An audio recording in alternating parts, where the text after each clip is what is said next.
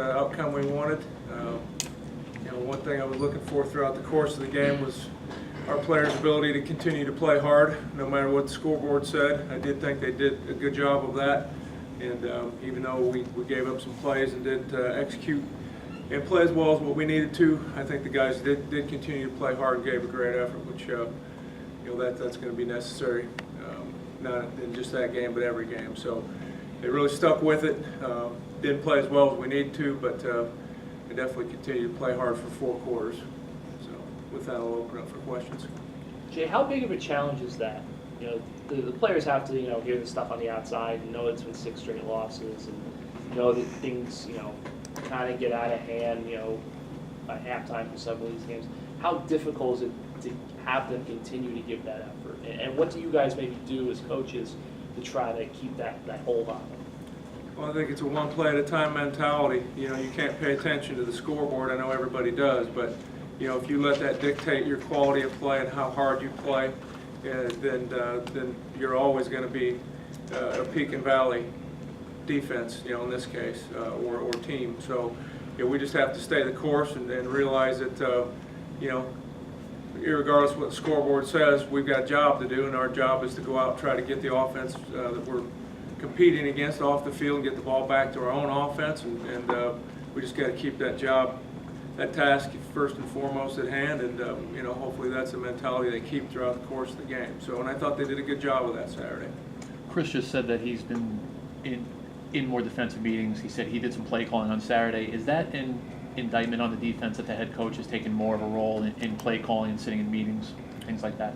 As you guys probably know, he's always been involved in defense. To the extent that he's just that's his expertise, and that's where he spends a lot of his time. So I'm sure that's no surprise to any of you.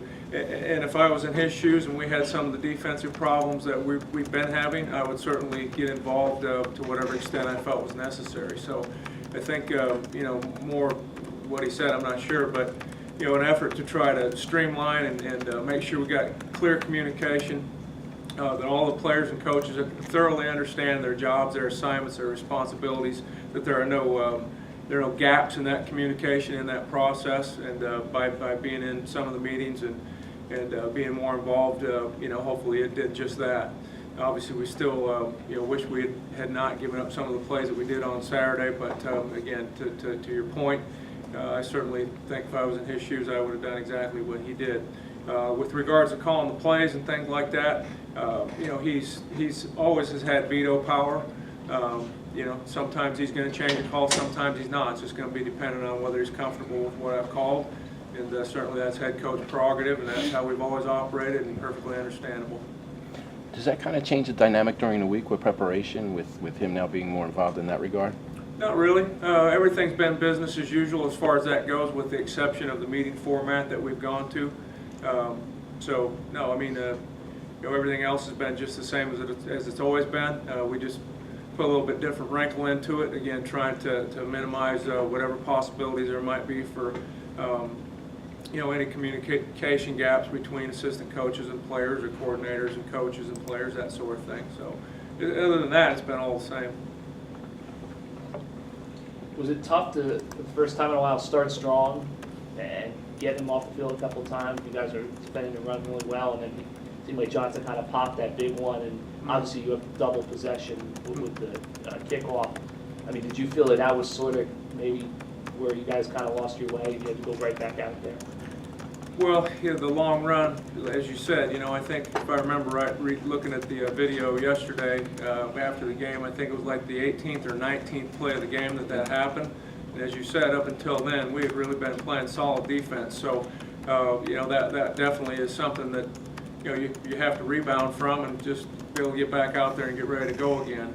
So, yeah, I mean, that's a challenge, but it goes back to the very initial point of this, this conversation that we've been having is, you got to be able to clear the mechanism, so to speak, and wipe the slate clean and go back out there and not let the scoreboard dictate how you play. So, but definitely that was a play we wish we hadn't given up. Coach, you have some veteran linebackers this year. Have you been disappointed with their play? Kind of how would you assess that? It's kind of reflective of our whole defense, inconsistent at times. Sometimes, you know, you turn the film on and there's lots of plays you like, but then there's always a handful that you don't. I suppose that's probably true almost any time you evaluate a, you know, 75 or 80 play football game. It just seems as though whenever we have a breakdown, for whatever reason, it's right at the point of attack. Instead of maybe a 15 or 20 yard run being just that, it turns into a 65 yarder, and we've just got to figure out a way how to get that stopped. Any other questions? Thanks, Thanks, Jay. Jay. Appreciate it. Thank you.